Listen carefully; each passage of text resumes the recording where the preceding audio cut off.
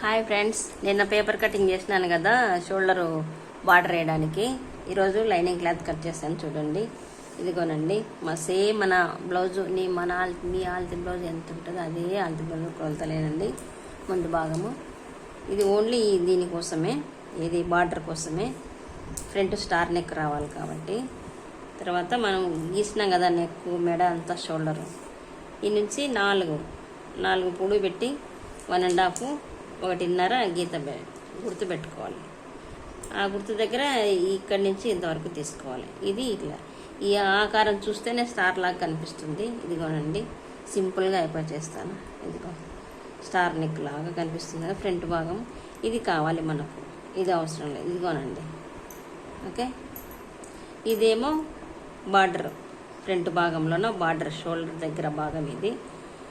ఓకేనా, బాయ్.